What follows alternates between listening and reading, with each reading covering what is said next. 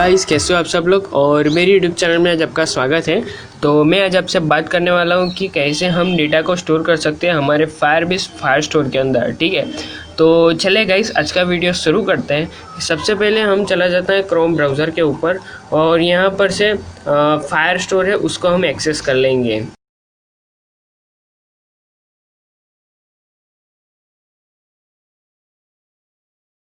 इसे मिनिमाइज़ कर लेते हैं और चलते हैं हम हमारे एंड्रॉयड स्टूडियो के ऊपर।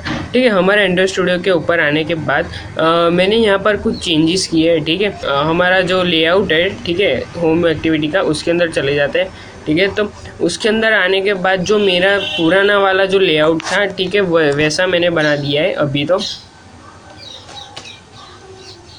तो यहाँ पर मैंने कुछ चेंजेस किए। ठीक है, तो यहाँ पर से मैंने मेरा जो रिसाइकल व्यू था और एक एडिट टेक्स्ट था और जो एडिट टेक्स्ट के अंदर एक ऐड बटन था। ठीक है, इन तीनों चीज़ को मैंने यहाँ से हटा दिया है और सिंपल सा लॉगिन बटन जैसा था मैंने वैसा ही फिर से कर दिया है। ठीक है, ठीक है, तो अभी मैं इसे क्लोज कर देता हूँ। पर मैं टाइप कर देता हूँ ऑन स्टार्ट।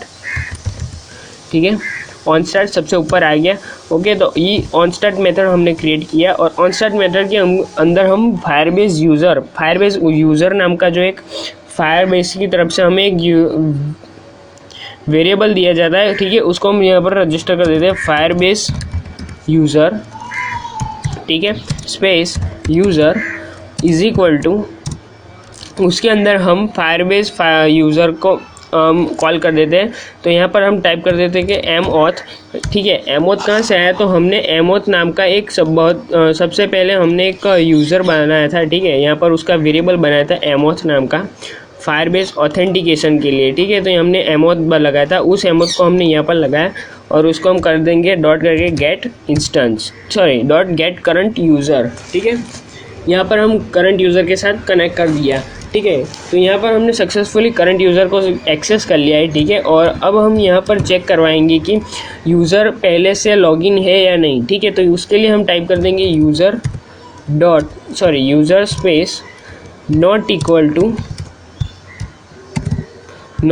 To null. ठीक है, इसका मतलब क्या है कि यूज़र पहले से लॉगिन होना चाहिए। ठीक, तो यहाँ पर यदि यूज़र है तो क्या करो, स्टार्ट एक्टिविटी यहाँ पर बता दो, स्टार्ट एक्टिविटी न्यू इंटेंट, और उसके अंदर टाइप कर दो register activity dot this colon, और उसको बता दो कहाँ ले जाना है, होम एक्टिविटी के ऊपर। ठीक है, डॉट क्लास।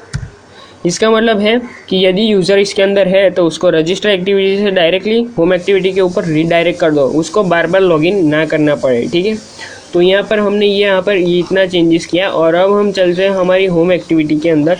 ठीक है, तो हमारा जो होम एक्टिविटी के अंदर जो हमारा पहले बहुत पुराना वाला जो कोड था, वो पुराना वाला कोड मैंने यहाँ से हटा दिया है। सिर्फ लॉगआउट बटन है, उसी का ही मैंने यहाँ पर कोड रखा है। ठीक है, तो इसके लिए अब मैं क्या करूँगा, अब मैं फायरबेस फायर स्टोर को एक्सेस कर लेता हूँ। यहाँ टूल्स के अंदर चला जाता हूँ और टूल्स के अंदर फायरबेस के अंदर जाता हूँ। ठीक है, फायरबेस के अंदर आ जाने के बाद आपको सर्च करना है फायर स्टोर के बारे में। ठीक है, तो ये रहा फायर स्टोर के अंदर मैं चला जाता हूँ और फायर स्टोर के बाद यहाँ पर एक बटन दिया जाएगा। ठीक है, उस बटन पर आपको क्लिक कर लेना है। ठीक है, और इसके अंदर उसके बाद आपको एक्सेप्ट चेंजेस के बटन के ऊपर क्लिक कर देना है। जैसे यहाँ पर से उसकी जो भी डिपेंडेंसीज है वो आपके प्रोजेक्ट के साथ कनेक्ट कर लेगा। ठीक है,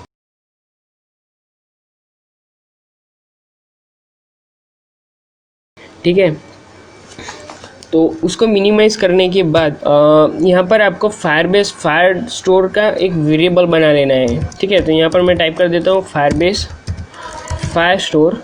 ठीक है, DB is equal to Firebase Firestore ये रहा डॉट गेट इंस्टेंस। ठीक है, यहाँ पर हमने फायरबेस डेटाबेस है, हम फायर स्टोर है, फायरबेस फायर स्टोर, उसको हमने सक्सेसफुली एक्सेस कर लिया है। ठीक है, अब हम क्या करेंगे, एक हैश मैप बनाएंगे। ठीक है, हम यहाँ पर एक मैप बना लेते हैं। तो उसके लिए हम टाइप कर देते हैं हैश मैप। ठीक है, हैश मैप, और उसके अंदर यहाँ पर टाइप कर देते हैं स्ट्रिंग कॉमा ऑब्जेक्ट। ठीक है, यहाँ पर टाइप कर दिया ऑब्जेक्ट। ठीक है, उसके बाद यहाँ पर स्पेस देके हम लिख देते हैं map is equal to new hash map. ठीक है, ओके, तो यहाँ पर हमने सक्सेसफुली हमारा जो हैश मैप है वो हमने क्रिएट कर लिया है। ठीक है, अब हम क्या करेंगे, जो हमारा मैप वेरिएबल है उसके अंदर हम हमारी वैल्यू पुट कर देंगे। तो यहाँ पर क्या लिखेंगे, मैप डॉट पुट, उसके अंदर सबसे पहले डाल देते हैं कंट्री। उसके बाद यहाँ पर कॉलन करके हम लिख देंगे हमारी जो कंट्री का नेम है वो इंडिया है। ठीक है, हम इंडिया डाल देते हैं। उसके बाद यहाँ पर हम लिखेंगे मैप डॉट पुट और उसके अंदर हम डाल देंगे स्टेट। उसके बाद यहाँ पर कॉलन करके दूसरा उसकी जो ऑब्जेक्ट है, ऑब्जेक्ट वैल्यू, ठीक है, वो डाल देते हैं हम गुजरात। ठीक है,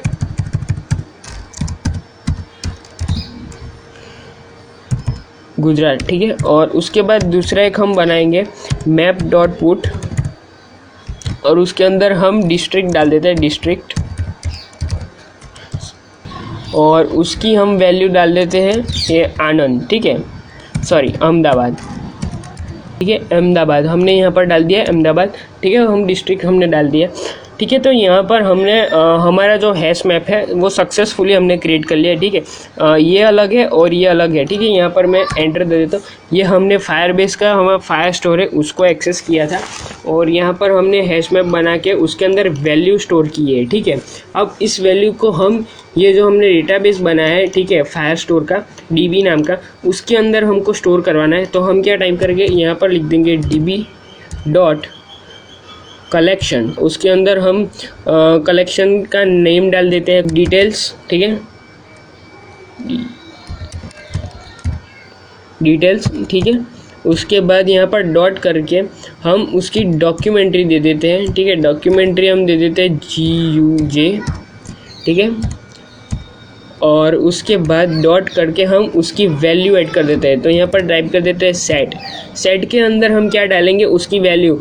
दूसरा हमने सब डेटाबेस बनाया वो है डॉक्यूमेंट और उसके अंदर हम वैल्यू डाल देते हैं मैप नाम की सेट करके। ठीक है, ओके, तो यहाँ पर हमने सक्सेसफुली हमारा जो डेटाबेस है वो क्रिएट कर लिया है।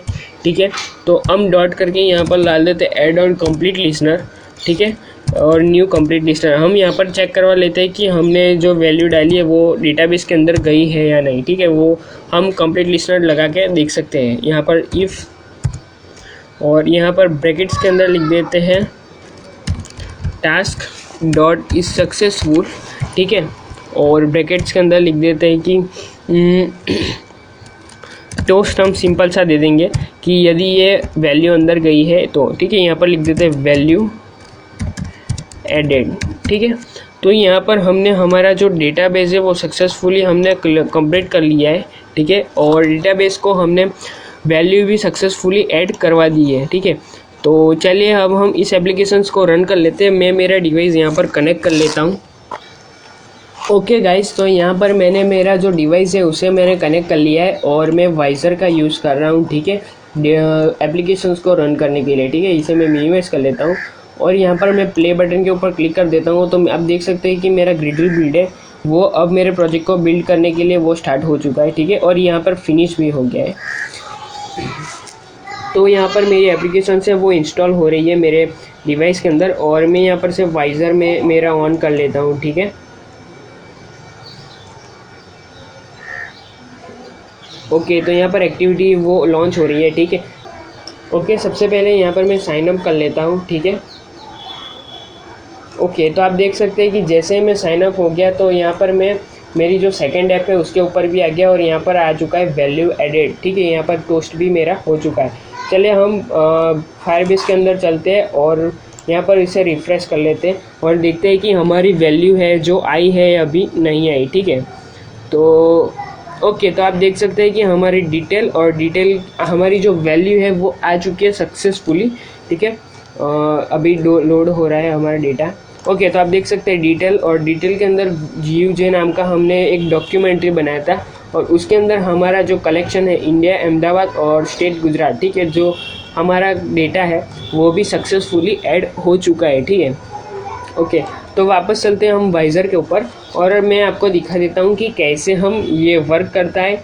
जो हमारा ऑन स्टार्ट मेथड था वो कैसे वर्क करता है वो हम देख लेते हैं। चलिए मैं एक ऐप को यहाँ से डायरेक्टली हम क्लोज़ कर देते हैं। ठीक है, यहाँ से चलते हैं और यहाँ से इसको निकाल देते हैं। ठीक है, मिनिमाइज़ कर लेता हूँ, वापस से चलते हैं और ये रहा हमारा ऐप। तो मैं ऐप को जैसे ही ऑन करता हूँ तो आप देख सकते हैं सीधा मैं होम एक्टिविटी हमारी जो उसके ऊपर ही मैं रिडायरेक्ट होता हूँ, ठीक है। और वैल्यू एडेड है वो मेरे को मैसेज बार बार मिल रहा है। उसका कारण है कि हमने जब भी एप्लीकेशन ऑन की तब मेरे को ये डेटा ऐड हो जाए, ऐसा हमने अप्लाई किया था इसलिए। तो आप देख सकते हैं कि हमारा जो डेटा है वो सक्सेसफुली हमारे फायरबेस के साथ कनेक्ट है और फायरबेस के अंदर हमारा डेटा भी आ चुका है, ठीक है। तो एक काम करते हैं कि हम कैसे हम इसको अपडेट भी कर सकते हैं वो भी हम देख लेते हैं, ठीक है। तो मैं इसे मिनिमाइज़ कर देता हूँ। तो उसके लिए मैं यहाँ पर एक और वैल्यू ऐड कर देता हूँ, ठीक है। यहाँ पर लिख देता हूँ मैप डॉट पुट, ठीक है, सॉरी मैप डॉट पुट, और उसके अंदर में हम डेटा कैपिटल डाल देता हूँ, कैपिटल, ठीक है। और मैं उसकी वैल्यू है उसको मैं ट्रू लिख देता हूँ, ठीक है, सिंपल सा ट्रू और सेमीकोलन, ठीक है। तो अब मैं फिर से इस एप्लीकेशंस को रन करके देख लेता हूँ, ठीक है। ओके, तो ये एप्लीकेशंस है वो मेरी कंप्लीट हो चुकी है और वो इंस्टॉल हो रही है। मैं मेरा वाइज़र है उसे मैं ऑन कर लेता हूँ। ओके, तो यहाँ पर हमारी जो एक्टिविटी है वो फिनिश हो चुकी है, ठीक है। अब हम एप्लीकेशंस को स्टार्ट करके देख लेते हैं। ओके, तो आप देख सकते हैं कि हम ऑन स्टार्ट मेथड का यूज़ करके हम डायरेक्टली हमारे जो था हमारा होम एक्टिविटी है उसके ऊपर ही हम रिडायरेक्ट हो रहे हैं और वैल्यू एडेड का मैसेज भी आ चुका है। हम फायरस्टोर के ऊपर चलते हैं और इसे रिफ़्रेश करके देख लेते हैं। ओके, तो तो आप देख सकते हैं कि हमने डेटा जो ऐड किया था कैपिटल और उसके अंदर ट्रू हमने टाइप किया था वो भी हमारा जो सक्सेसफुली है वो ऐड हो चुका है, ठीक है। और इस वीडियो में बस इतना ही, और अब मैं अगले वीडियो में मैं आपको बताऊंगी कैसे हम डेटा को रिट्रीव कर सकते हैं। हमने इस वीडियो फायरस्टोर का यूज़ करके, ठीक है। धन्यवाद।